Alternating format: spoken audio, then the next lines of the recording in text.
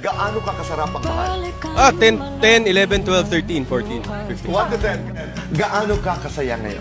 10, more than 10, 15, 25. Happiness and chocolate. Chocolates muna.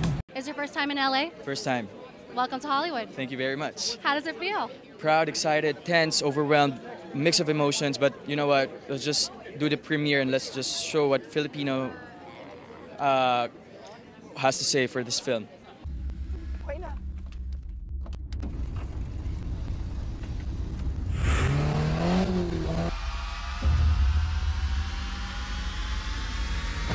It's my first time working with Direct Yam. It's my very first horror film. And, I'm just really proud that I was able to pull this off because of the help of Direct Yam. I'm just so proud that Direct Yam's projects and all of his films is going places, and I'm just proud to be part of it, and I'm just really overwhelmed by right now. I don't know what to say. I love it. I believe you auditioned for this role? Or is it direct booked? It's a direct book. Congratulations. Yes, actually, Congratulations. I was really not part of the original cast. I was just handpicked by Direct Yam and the producers. So technically, the role of mine was not part of the original cast. So I'm just so, I'm just so happy that Direct Yam picked me without audition. We just did a script reading, knowing what it's like for me to play the character. And actually, my character has no lines at all. Oh, really? Yeah, I spoke like 3 lines in the film. Wow, okay, we have to see it then, right? Yes, of course. On set, Yeah. was there anything creepy or scary that happened? Yeah, there's been this incident where we hear like noises coming from upstairs of the house and murmurings of someone that's not there. But it adds to the character that we're playing because since it's a horror film, it adds thrill. We're challenged internally, yeah, and it just contributes a lot with regards to acting. Awesome, and speak about these challenges. Is there any kind of preparation you had to do before getting on set? Yeah, I read the script for like 5 times. Before, while on the set, before leaving the set, I read it over and over again to understand the situation and to understand the things happening on the relationship of the characters. So that's really important. That's my preparation, and just I watch a lot of Hollywood movies, for me to get some like pointers so I can act this role well. Hello Kathleen fans! So napakinggan niyo si Alden mga kasambreros ha. Short interview lang pala niya to, no? Kay Sir Boy Abunda mga kasambreros, related nga dito sa 75 years or 75th years mga kasambreros, 75th year ng GMA and Beyond mga kasambreros. So yun yan, no, kung gaano siya kasaya, na we're so happy and we're so kumaga pa tayo din ay nadamay kung anong estado ng puso ni Sir Alden mga kasambreros. So sabi niya gaano kasarap magmahal, 10, 11, 10, 11, 12, 13, 14, 15. So grabe loving talaga, parang all out si Alden, no, kapag when it comes sa lahat ng bagay, pag sa pagmamahal, sa trabaho, all out din siya, no, talagang grabe kumayod, no, kapag sa saya, sa lungkot din, no, parang all out siya mga kasambreros. Pero no, sabi niya gaano kasaya, more than 10, no, 15, 25, ganon mga kasambreros. So we are so happy, we're so glad, we're so joyful mga kasambreros, kasi nga si Pops Alden ay okay na ang kanyang puso, no, he's back on track mga kasambreros. Tapos mas pinili niya dito yung happiness over mas pinili niya yung chocolates over happiness mga kasambreros. So chocolate na muna kasi sa susunod na ang happiness niya kay Mrs. Fulkerson. Kidding aside mga kasambreros. So ito na nga, no, nagulat ako dito mga kasambreros kasi nag-post ang Pinoy History. Nakita ko itong post ng Pinoy History dati pa na kung saan ay yung The Road mga kasambreros ay napasama siya, no, sa ranking ng kumaga pa, sabi dito is the film Rosario was directed by Albert Martinez and completed 5 years. So ito yung yung mga considered the best film of the 21st century so far. Tatlo kay Dennis Trillo, kay Tocayo, wow. Tapos yung The Road niya kay Sir Alden mga kasambreros, grabe.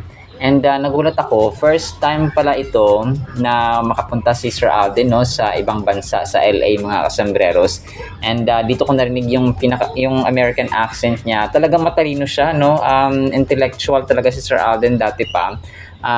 Kasi 2011, no, ilang taon na yung nakalipas, mga kasambreros, when he was interviewed by a foreign reporter, mga kasambreros.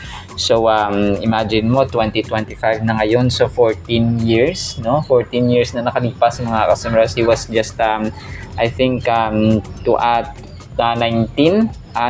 mga kasambreros, if I'm not mistaken. So grabe, no, nandun na talaga yung intellect niya. So may mga kasama pa dito, Bagong Buwan, mga pelikula, mga kasambreros na parang nag-stand out talaga sa 21st century, mga kasambreros, kasi ano na ngayon, 2020s na tayo. So dati 2011, mga kasambreros, 2010s. So grabe pala, no, sila Ma'am Jeneline Mercado, of course, and grabe pala yung production nila, no. Talagang dito ko nakita ang rank ng The Road dito is number 11, number 11 pa. So ito ay nasa ibang category pala ito, mga kasambreros. Pero nga, no, talagang congrats sa ngayon ko na nalaman, kasi kaka-post lang, no, kaka-share, mga kasambreros, na ganito pa rin achievement ng The Road. Kasi nito, marami ang awards nito, mga kasambreros, na natanggap, mga kasambreros, no.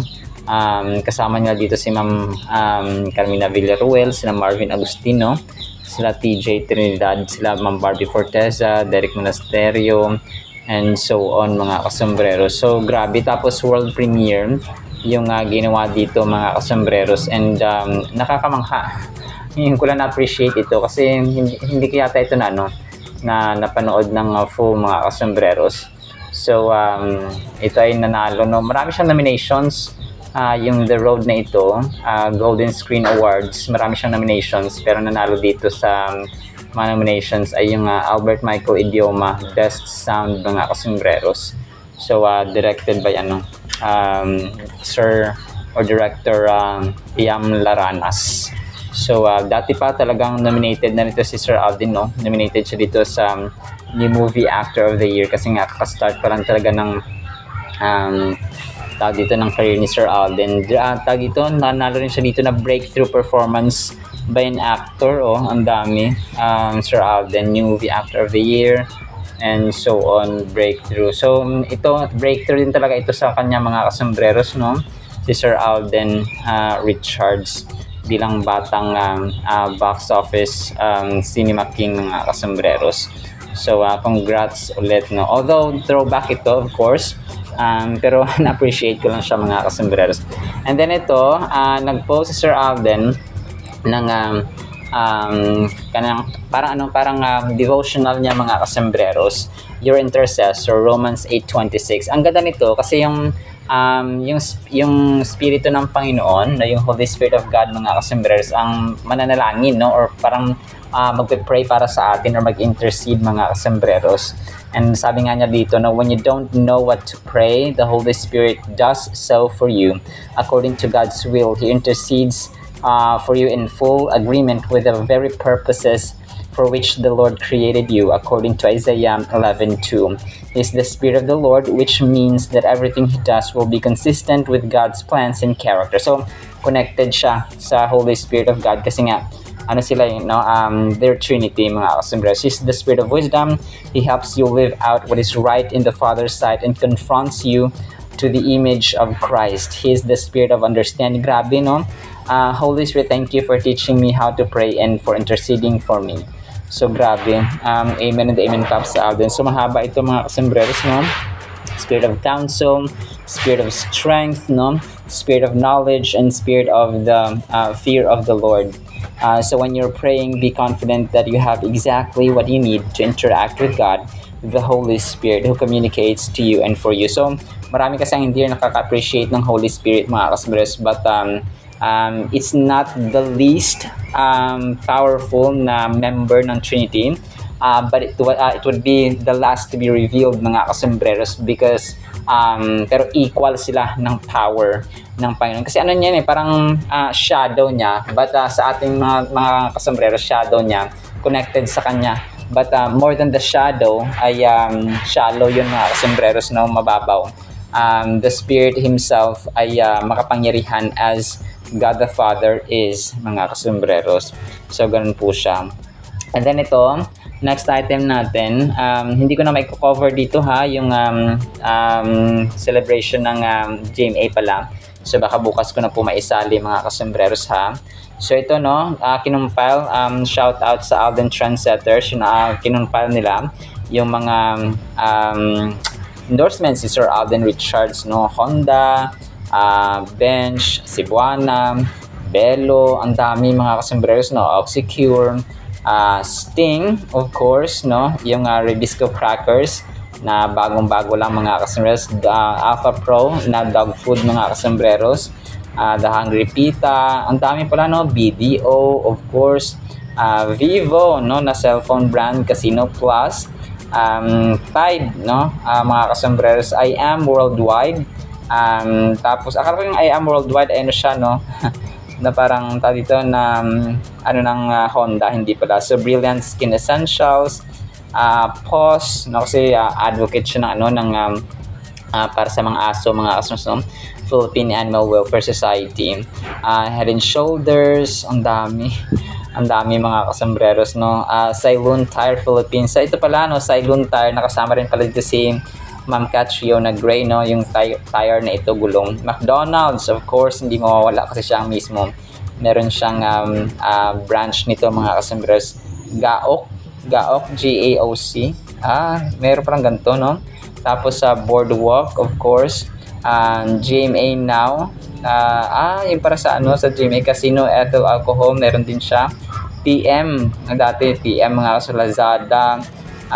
Century Tuna, Walter Mart, Master Eskinol, grabe, ang dami pala mga sa Embassy Whiskey, tapos Cosmo CE, Celine mga kasos, ito yata yan mga kasos, no? Ano Choice, so marami pala no, so maraming salamat sa Alden Trendsetter for compiling this file, Alden Trendsetter. And then si Ma'am Catherine nag-post ng isang admin dito ng ang ganda rin ng Catherine dito.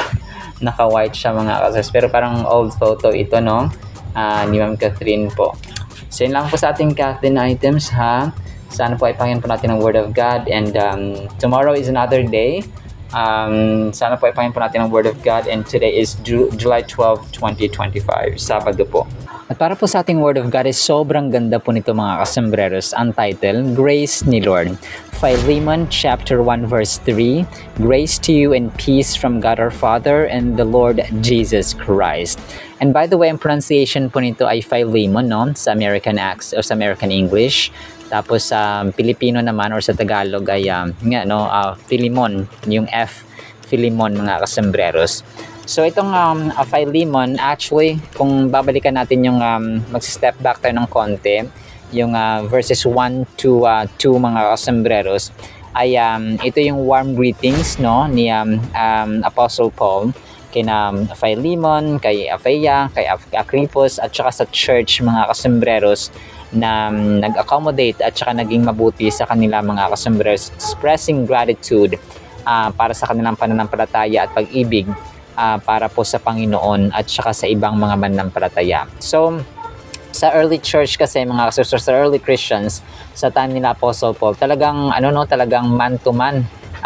Like Apostle Paul, mga kasusters, talagang pinupuntahan niya village to village, nation to nation, kung saan-saan siya nakakarating mga kasembreros, sa Persia, sa Iran, sa Iraq, sa Turkey, sa Greece mga kasembreros, no, kung kaya yung mga letters ng Romans, Galatians, Thessalonians, Corinthians mga kasembreros ay yun po yung naging resulta, no, ng kanyang trabaho na kung saan ay pumunta nga siya sa iba't ibang panig ng Asia mga kasembreros. So si Apostle Paul dito ay nag-express ng kanyang pasasalamat sa Panginoon para kaya Philemon at saka inaalala niya yung kanyang inaalala siya sa panalangin mga kasembreros sa verse nito. And yung grace mga kasombrero, sa mga hindi po nakakaalam, ay parang ganito lang yan. May isang traffic enforcer na huli niya yung isang overspeeding, no, na yung isang motorista na nag-overspeed.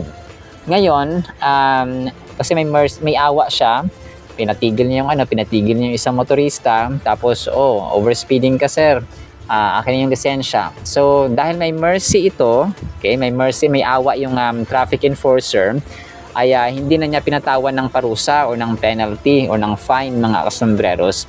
Pero ito pa matindi, kasi may grace yung traffic enforcer, meron siyang grasya, ay binigyan niya pa ito ng baon.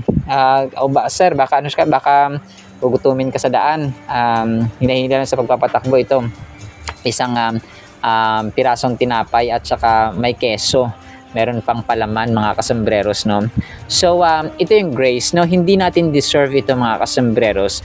Pero ito yung, maikli lang ang verse nito mga kasambreros. Pero, it speaks about grace, tapos may peace, tapos nagmumula sa Panginoon mga kasambreros at sa ating Panginoong Hesukristo. Napakasimple lang ang verse, di ba? Pero kapag yung iisa-isahin mga kasambreros yung definition by definition ng word na ito, sa peace pa lang, no? Maraming mga tao ngayon talagang walang kapayapaan sa bahay nila, para ayaw tumira ng mga bata, no? Kasi nag-aaway parati ang magulang, no? Hindi naman lahat, pero mostly nga ganon mga kasambreros. Ang matindi, dahil nga wala ng peace at saka wala ng love ang magulang, naghihiwalay sila. So ang kawawa ang anak mga kasambreros, kasi iiwan lang sa tita, sa lolo, sa lola, and so on mga kasambreros. So yung grace ni Lord, hindi ito kayang pantayan ng kahit na anumang kabutihan ng tao. And the greatest grace na natanggap natin ay si Lord Jesus Christ mga kasambreros. He is grace himself, and full of grace, kasi nga grace siya mga kasambreros. Parang yung isang ubas, no? Tinatawag siyang ubas kasi nga punong-puno siya at may bunga siyang ubas, kasi ubas siya himself, ubas siya itself, no? Kasi wala siyang gender mga kasambreros. So yung ubas na yon ay mamumunga siya ng ubas at magbibigay siya ng harvest na ubas mga kasambreros, or grapes, kasi nga ubas siya, no? Ganon si Lord mga kasambreros, kasi nga grace si Lord Jesus Christ, and God himself, God the Father, ay source ng grace siya mga kasambreros, and ang lalabas sa kanya na ibibigay niya sa atin ay grace. Okay? So grabe, no? Alam nyo, yung ating buhay ngayon, kung titingnan natin mga kasambreros, ay bunga ito ng grace ng Panginoon. Imagine niyo sa time ni Noah ay di ba, kung pinaslang niya na, or parang kinitil niya through the great flood or global flood mga kasambreros. Pero he was pleased, no? Nalugod siya sa life ni Noah, kung kaya sinave niya pa at saka piniserve ang buhay ng humanity sa pamagitan nga ni Noah mga kasambreros, because Noah was faithful to the Lord. So imagine natin na pwede na niyang i-end yung story doon, okay? Pero kung ang grace, ang love, ang forgiveness, ang puso ng Diyos talaga ay para sa humanity, na ganun niya tayo kamahal, na parang pwede mo namang lipulin lahat, pwede mo namang patayin na lahat, pero He chose still to save and preserve lahi ng tao sa life ni Noah. And Jesus Christ is the present version of Noah mga kasambreros, where God the Father saved humanity by sending His own Jesus Christ, His own Son, beloved Son mga kasambreros, Jesus Christ, para magpanatili. Pwede niya pang pwede niyang tuldukan doon. Wala na dapat wala nang New Testament, wala nang bagong tipan, kung hindi na niya pinadala si Jesus Christ mga kasambreros sa atin, kasi nga hindi naman na tayo karapat-dapat but His grace was sufficient. Dahil sa kanyang grace at love sa atin, ay binigyan niya pa ang kanyang kaisa-isang anak mga kasambreros. So imagine the power of expressing gratitude for those in your life and holding them in your prayer. So ito na sa Philemon 1 mga kasambreros, ay talagang tinuturuan din tayo ng Panginoon dito na magpasalamat, no? Magpasalamat at ipanalangin sila mga kasambreros. Nag-offer ito ng glimpse into a personal exchange between the Apostle Paul and Philemon, na prominent figure sa Colossian Church mga kasambreros. So grace to you, no? Panalangin natin parati sa ating mga ka-family members, sa ating magulang, sa ating anak, sa ating mga asawa mga kasambreros, sa ating mga kapatid, and so on. yung grace ng Panginoon, no? Ang grace ng kanyang ang grace na si Jesus Christ, mga kasembreros. And i-consider natin ito, no? Yung modern scenario natin, yung employer, for example, chooses forgiveness and restoration over retaliation when faced with an erring employee. So, an example, no? Shallow example ito, mga kasembreros. Talaga, yung ating buhay ay punuin natin ng ng grasya ng Panginoon. Kung kaya yung Ephesians chapter 2:8 to 9, mga kasembreros, by grace we have been saved through faith, no? It is not by our good works, lest no one can boast. Kasi kapag ang tao, isipin niya na, nabubuhay ako, ako ay malaya ako ngayon dahil sa aking sipag, mayaman ako dahil sa aking sipag at tiyaga, sa aking pag-persevere, sa aking determination, sa aking talino, sa aking skill, sa aking so on. So, doon nagiging mayabang ang tao, mga kasembreros. And delikado po yun, no? Kung isipin natin parati na ang mundong ito ay nag-exist pa dahil sa grace ng Panginoon. Kasi pwede niya hindi niya na ipadala yung kanyang kaisa-isang anak, mga kasembreros. Kasi okay naman na. Kasi ang Diyos natin ay Diyos kahit walang tao. Wala tayo kapag wala ang Diyos. No, isipin natin yun, mga kasembreros. That is why we have to fill our mouths, our lips, mga kasembreros, ng pasasalamat sa Panginoon. Kasi nga, ang grace niya ay sobra-sobra umaapaw sa mundo, mga sa ating puso't buhay na tayo po ay nabubuhay ngayon. Na grabing chances, no? Sobrang daming chances na actually ang naibigay ng Panginoon sa atin. So that is why every morning, every day, mga kasembreros, every breath that we take ay grace ng Panginoon, mga kasembreros. Bunga yan ng grasya, no? Ng ating Diyos na buhay. Alright, so naman po in the meantime, nawa po ipagpalaan po tayo ng pag-ibig, pananampalataya at pag-asa in the mighty, holy, sweet, gracious, merciful, and peaceful name of our Lord Jesus Christ. And everyone said, Amen and Amen. See you sa next segment, mga kasembreros, and paalam po.